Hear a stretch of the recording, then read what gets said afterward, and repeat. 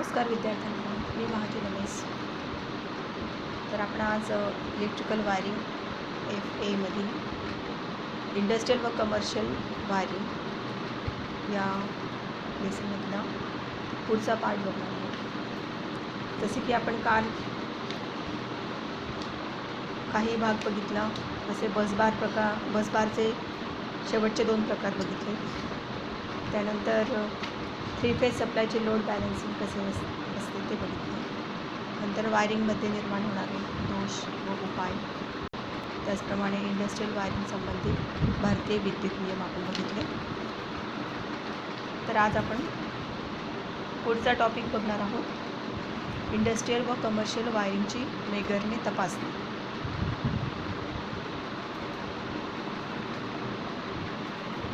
तर इंडस्ट्रियल व commercial wiring झाल्यास त्याची तपासणी मेगरच्या साहाय्याने केली जाते आणि त्यासाठी कोणत्या चाचण्या केल्या जातात किंवा टेस्टिंग्स केल्या जातात त्या पहिली आहे कंटिन्युटी तपासणी. नंतर कंडक्टर ते कंडक्टरमधील इन्सुलेशन तपासणी, कंडक्टर ते अर्थमधील इन्सुलेशन तपासणी, अर्थ कंटिन्युटी टेस्ट आणि पोलॅरिटी टेस्ट. अशा 5 टेस्ट आपण या मेगरच्या साहाय्याने करू शकतो. स्क्रीनवर जरा मी स्लाईड आणते.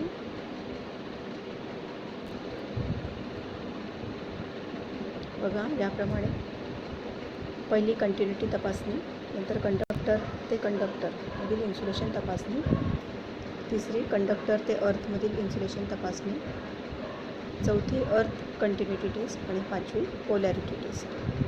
अशा या मेगरच्या सहाय्याने 5 टेस्ट आपल्याला अभ्यासायच्या आहेत. तर मुलांनो, बघा, स्क्रीनवर आपल्याला कंटिन्युटी टेस्टबद्दलची सर्किट डायग्राम दिसत आहे. आता ही टेस्ट मी आपल्याला एक्सप्लेन करतो. आधी आपण जरा डायग्राम समजून घेऊया.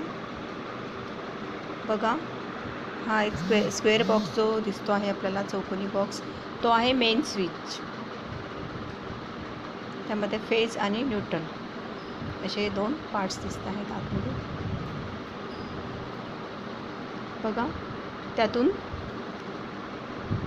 ह्या उजव्या साईडवरून वरच्या बाजूला जिथे हे 4 फ्यूज जोडलेले दिसत आहेत तिथपर्यंत एक वायर गेलेली आहे आणि मेन स्विच बॉक्समधून डाव्या साईडचा जो पार्ट आहे तिथून वरच्या बाजूला म्हणजे इथे एक वायर जोडली गेली आहे. तर हे फ्यूज ही आहे खालची, तिथे 4 फ्यूज जोडलेले आहेत, ती फ्यूज लिंक आहे व वरची आहे ही न्यूट्रल लिंक आहे. या 2 लिंक एकमेकांना बघा कशा जोडलेल्या आहेत. बघा, मेन स्विचमधील उजव्या साईडची वायर फ्यूज लिंकपर्यंत आणि डाव्या बाजूची वायर ही न्यूट्रल लिंकपर्यंत गेलेली आहे. त्यानंतर इकडे बघा, हा स्विच बंद का, कारण त्या ठिकाणी बघा तो ओपन आहे, त्यामुळे ही बंद स्थिती आहे त्याची. नंतर हा लॅम्प, या ठिकाणी हा 3 पॉईंट सॉकेट, स्विचेस, हे 3 सर्कल आहेत ना, त्यातले हे सगळ्यात डाव्या बाजूचा आहे तो 3 पिन वॉल सॉकेट आहे. त्यानंतर इकडे हे ओपन केलेले स्विचेस आणि हे पॉवरचा एक लॅम्प. त्याचप्रमाणे बघा, डायग्रामच्या उजव्या साईडला देखील बंद स्विच, हा लॅम्प. त्यानंतर बघा, हे खाली 3 जे गोल दिसत आहेत, त्यात जो उजव्या साईडचा आहे तो पुन्हा वॉल सॉकेट आहे, त्याच्या बाजूला 2 हे स्विच आहेत आणि वर लॅम्प आहे. आणि हा आहे मेगर, ज्याच्या साहाय्याने आपल्याला टेस्टिंग करायची आहे. बघा, मेगरच्या ज्या 2 वायर आहेत त्यातली एक बघा कुठे आहे, न्यूट्रलला जोडलेली आहे आणि दुसरी फ्यूजपासूनची वायर गेलेली आहे त्या वायरच्या टोकाला त्या ठिकाणी जोडलेली आहे. फ्यूजमधून जाऊन पुढे त्या टोकाला ती वायर जोडलेली आहे. मेगरला आपल्याला माहिती आहे हँडल असते जे आपल्याला रोटेट करावे लागते. अशा प्रकारे डायग्राम तुमच्या लक्षात आली असेल. बघा मेगरचं जे रिडिंग असते त्यात डाव्या बाजूला 0 असतो तर उजव्या बाजूला सगळ्यात लास्टला हे असे चिन्ह असते इन्फिनिटी आणि आपण अनंत असं म्हणतो.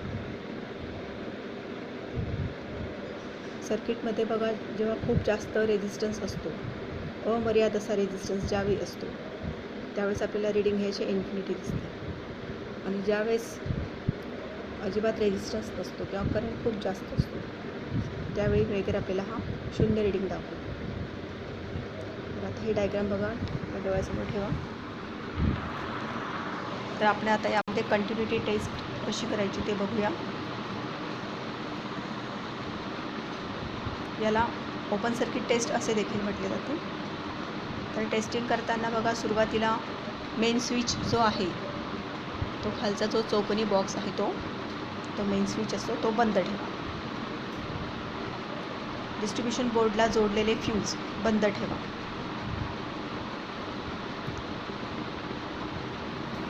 व सर्व लोड चालू ठेवा. डिस्ट्रीब्युशन बोर्डमधील कोणताही एक फ्यूज काढून मेगरचे एक टोक फ्यूजपासून पुढे जाणाऱ्या वायरच्या कॉन्टॅक्टला जोडा. बघा इथे दिसते आहे आपल्याला. बघा तो जो फ्यूज आहे खाली तिथे एक वायर जोडलेली आहे. तर दुसरे टोक हे न्यूट्रलला जोडा. बघा वर दुसरे टोक वरच्या बाजूला न्यूट्रलला जोडले गेले आहे. मेगरचे 2 टोक वर एक न्यूट्रल लिंकला आणि खाली फ्यूजपासून पुढे जाणाऱ्या वायरला जोडले. आता मेगरचे हँडल नॉर्मल स्पीडला फिरवा.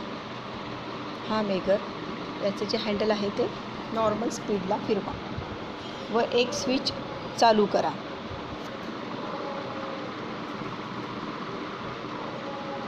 हे जे स्विच आपण बंद ठेवलेले आहेत त्यातला एक स्विच चालू करा. जर मेगरचे रीडिंग 0 असेल तर मंडळाची कंटिन्युटी चांगली आहे असे समजा. बघा रीडिंग 0 याचा अर्थ काय? त्यातून करंट व्यवस्थितरित्या फ्लो होत आहे असा त्याचा अर्थ होतो. म्हणून मेगर आपल्याला 0 रीडिंग त्यावेळी दाखवतो. अशा परिस्थितीत तो स्विच बंद करून इतर स्विचने मेगरची रीडिंग घ्या.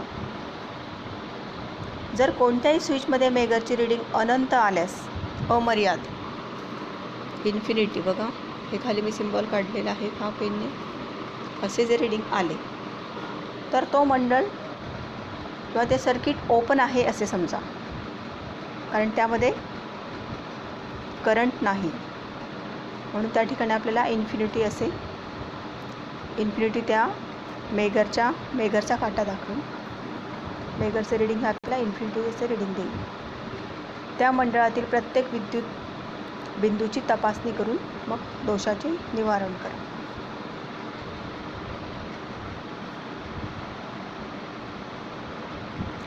तर आता आपला पुढचा डायग्राम.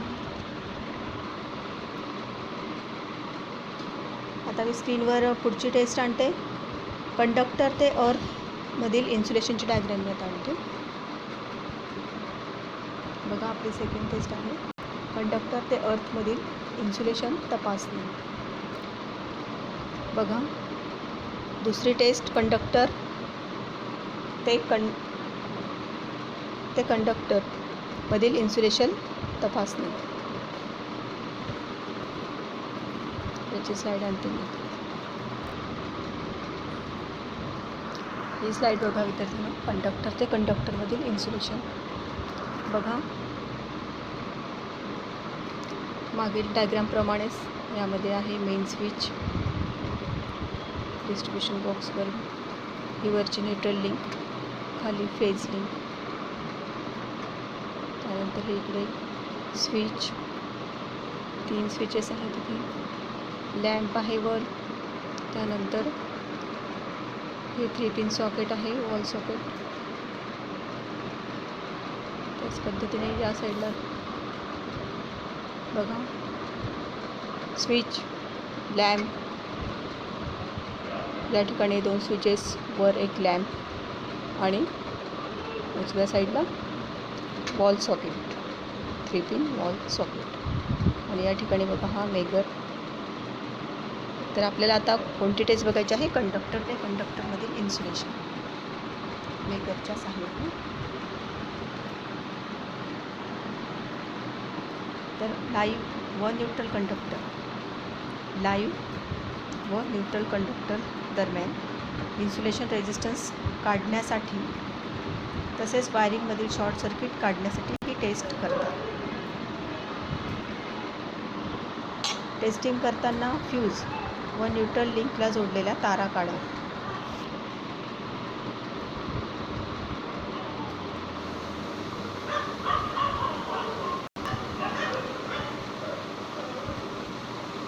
बघा फ्यूज आणि न्यूट्रल लिंक याला जोडलेल्या तारा काढा. नंतर मेन स्विच बंद करा. हा जो मेन स्विच आहे तो बंद करा. डिस्ट्रीब्युशन बोर्डवरील सर्व फ्यूज तसेच ठेवा.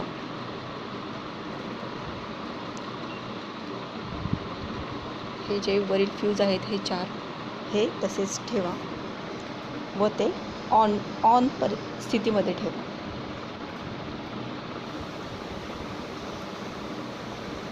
सर्व लॅम्प बंद ठेवा. वरचे जे लॅम्प आहेत ते सर्व बंद ठेवायचे आहेत. मेगरचे दोन्ही इलेक्ट्रोड मेन फ्यूजच्या 2 टोकाला जोडा.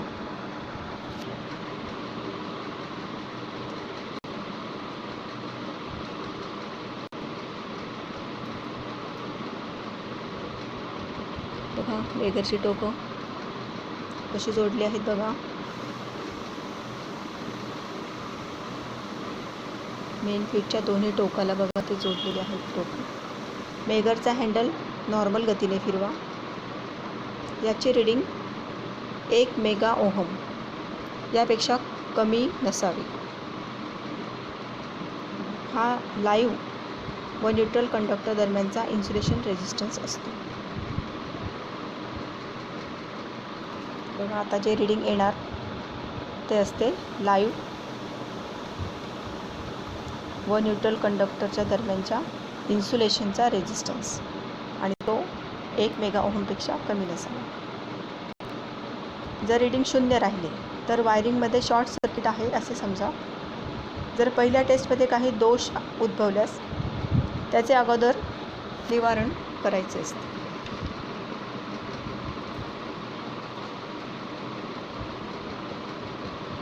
अशा प्रकारे आपण ही कंडक्टर ते कंडक्टरमधील इन्सुलेशन तपासणी बघितली आहे.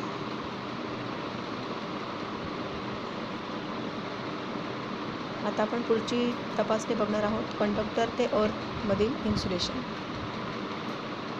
कंडक्टर ते अर्थमध्ये याची स्लाईड आणते मी आता. बघा विद्यार्थ्यांनो स्क्रीनवर आपल्याला कंडक्टर ते अर्थमधील इन्सुलेशनची आकृती दिसत आहे. तर यामध्ये वायरिंगसाठी वापरलेल्या केबलची इन्सुलेशन रेझिस्टन्स लिकेज प्रवाह नाहीसा करण्यासाठी उपयुक्त आहे का नाही याच्या चाचणीसाठी टेस्ट करतात. या टेस्टसाठी DC पुरवठ्याची गरज असते. याचा व्होल्टेज मंडळाच्या व्होल्टेजपेक्षा दुप्पट असावा. यामुळे मेगर हा दुप्पट व्होल्टेज निर्माण करणारा मंडळ असला पाहिजे. अर्थात म्हणजेच काय, जर मंडळ 250 व्होल्टवर कार्य करत असेल तर मेगरला 140 ते 160 RPM गतीने फिरवल्यास 500 व्होल्ट तो उत्पन्न करतो. पूर्ण वायरिंगची इन्सुलेशन रेझिस्टन्स टेस्ट करण्याच्या अगोदर मेन स्विच बंद करा. डिस्ट्रीब्युशन बॉक्समधील सर्व फ्यूज जोडा. सर्व स्विच ऑन करा. तसेच सर्व लॅम्पही ऑन करा. मेगरचा एक इलेक्ट्रोड जो असेल मेगरचा तो सप्लायचा अर्थ वायरला जोडा.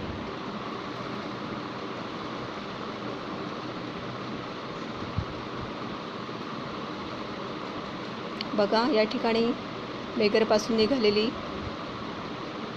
एक वायर ही बघा इथे खाली जोडलेली दिसते आहे आपल्याला या पट्टीला. ती काय आहे? सप्लायचा अर्थ वायर येतो. तर मेगरचा हा जो दुसरा इलेक्ट्रोड आहे, जी दुसरी वायर जाते आहे मेगरपासून, ती मंडळाच्या लाईव्ह वायर व न्यूट्रल वायरला एकत्रित जोडा.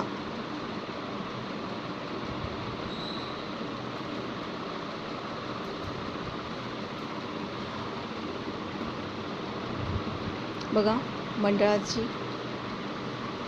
वरची न्यूट्रल आणि खालची फेज त्यांना एकत्रित जोडून त्या ठिकाणी ही मेगरची वायर जोडली गेली आहे. आकृतीचे व्यवस्थित निरीक्षण करा. आता मेगरचा हँडल नॉर्मल स्पीडने फिरवा व त्याची रीडिंग निरीक्षण करा. जर रीडिंग 0 राहिले तर कंडक्टर हा अर्थला जोडलेला आहे असे समजा.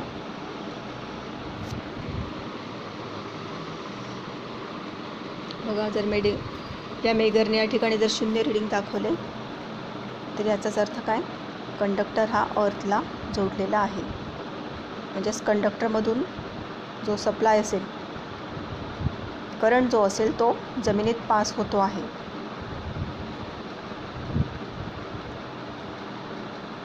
अशा तऱ्हेने कंडक्टर ते अर्थमधील इन्सुलेशन तपासण्याची ही टेस्ट केली जाते. आता आपण आपली पुढची टेस्ट बघूया. पुढची टेस्ट आहे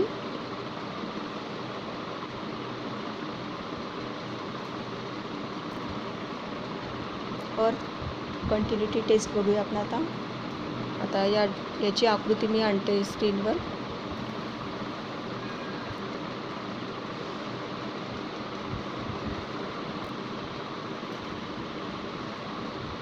ही बघा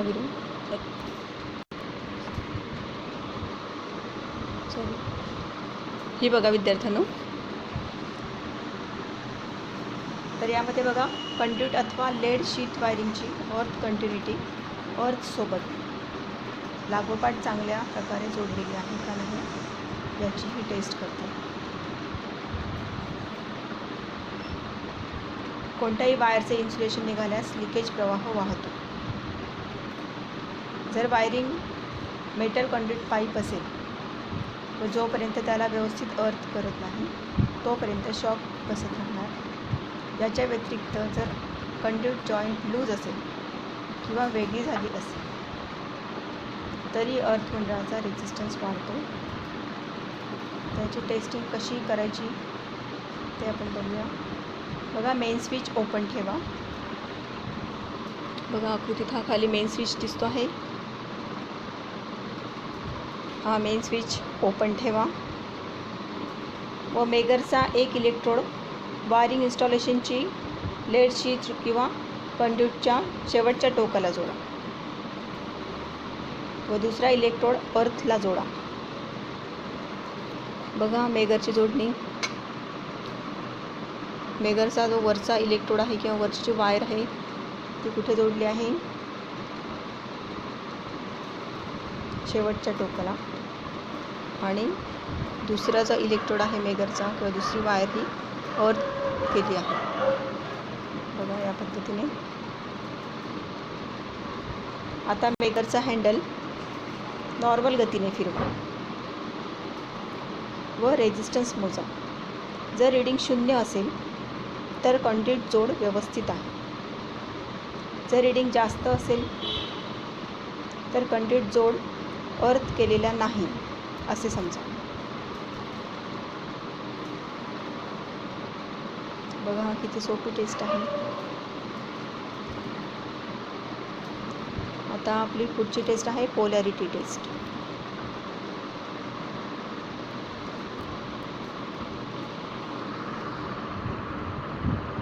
तर बघा आता आपली शेवटची पोलॅरिटी टेस्ट बघूया. तर सर्व स्विचेस लाईव्ह वायरला जोडलेले आहेत का नाही, ज्यामुळे जेव्हा सर्व स्विचेस बंद असल्यास तर सर्व लॅम्प होल्डर पूर्णपणे लाईव्ह राहू नये यासाठी ही टेस्ट करतात.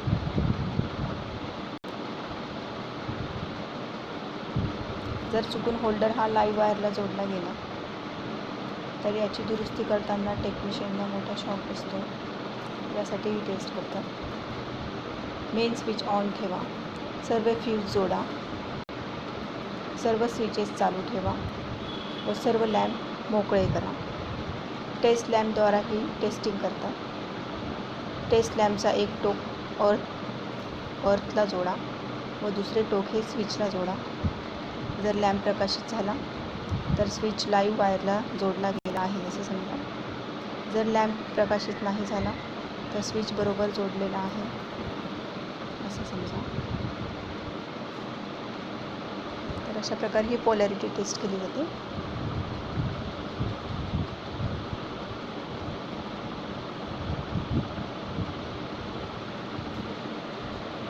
तर आपला आता पुढचा मुद्दा आहे अर्थिंग.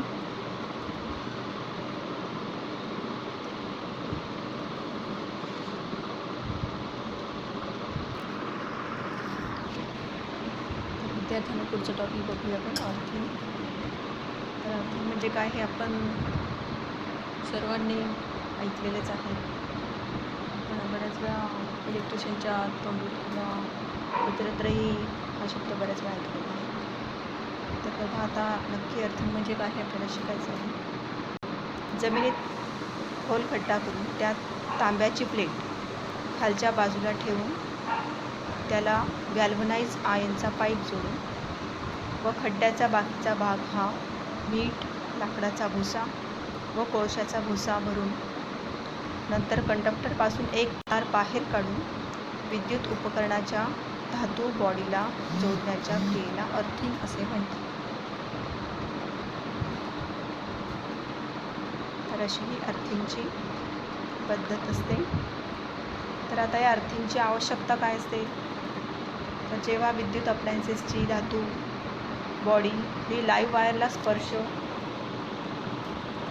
किंवा केबलच्या दोषामुळे करत असेल किंवा खराब इन्सुलेशनमुळे जर लाईव्ह वायर ही स्पर्श करत असेल इन्सुलेशनला किंवा केबलच्या दोषामुळे करत असेल तर धातूची बॉडी चार्ज होते व त्यावर स्थिर प्रभार जमा होतो आणि जर एखाद्या व्यक्तीने त्या धातूच्या बॉडीला स्पर्श केला तर त्याला शॉक बसू शकतो. परंतु अप्लायन्सेसचे धातूचे भाग व्यवस्थित अर्थ केलेले असल्यास जो व्यक्ती त्या अप्लायन्सेसला स्पर्श करणार असतो त्याला शॉक बसत नाही. अर्थिंगचा मुख्य हेतू हा लिकेज प्रवाह हा वेगळ्या मार्गाने न वाहू देणे, ज्यामुळे आग लागण्याची शक्यता असते.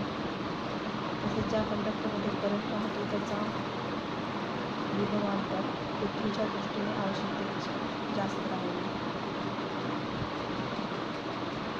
तसेच transmission line, distribution line, generating substation यासारख्या महत्त्वाच्या ठिकाणांवर आकाशस्थ वीज पडल्यास क्षणिक जास्त प्रमाणात त्यात वाहून त्या ठिकाणी जास्त नुकसान होऊ शकते, म्हणून अर्थिंग करावे.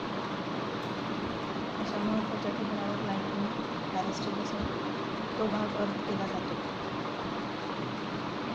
त्यामुळे आकाशस्थ वीज त्यावर पडल्यास तो जास्तीचा प्रवाह अर्थ कंडक्टरमध्ये जमिनीत जातो व त्या महत्त्वाच्या ठिकाणी संरक्षण होते.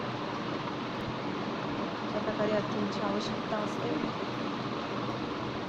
तर अर्थिंगचे एकूण 4 प्रकार आहेत. पहिला आहे वायर अर्थिंग, दुसरा रॉड अर्थिंग, तिसरी पाईप अर्थिंग आणि चौथी प्लेट अर्थिंग. अर्थिंगचे प्रकार हे स्क्रीनवर दाखवते आपल्याला.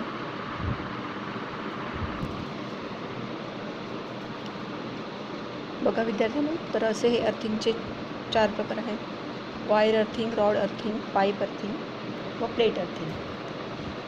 तर वायर अर्थिंग काय असते ते बघूया आपण आधी. तर याला स्ट्रीप अर्थिंग असे म्हणतात.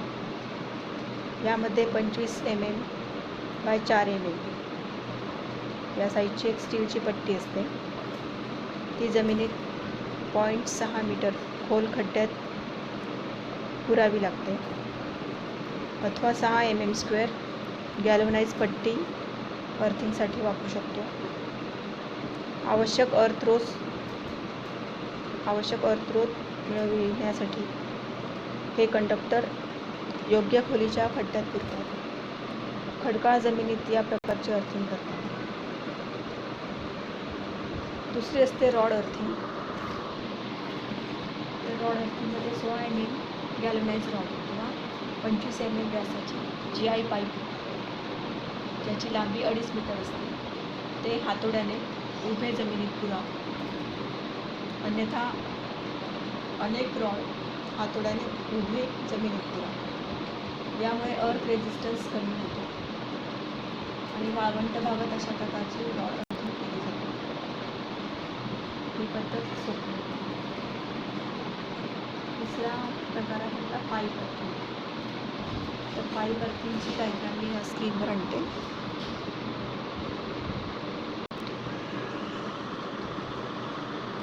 बघा विद्यार्थ्यांनो, ही पाईप अर्थिंगची डायग्राम आणली आहे मी स्क्रीनवर.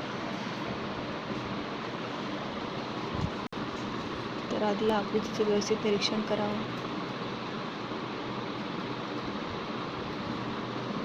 बघा या ठिकाणी साईज पण दिलेल्या आहेत आपल्याला. ही नावे बघा. हे बघा सॉल्ट लेयर,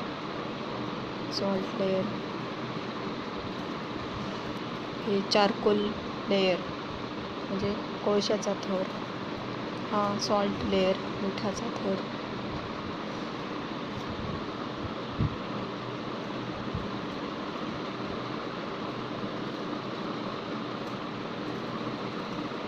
हे आहे वर फनेल म्हणजे नरसाळे, ज्यातून आपण पाणी खाली ओतू शकतो. बघा GI पाईपची साईज दिलेली आहे 12.7.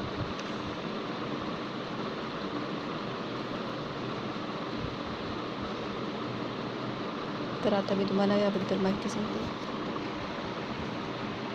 बघा या पद्धतीबद्दल 38 mm व्यासाचा व 2 मीटर लांबीचा GI पाईप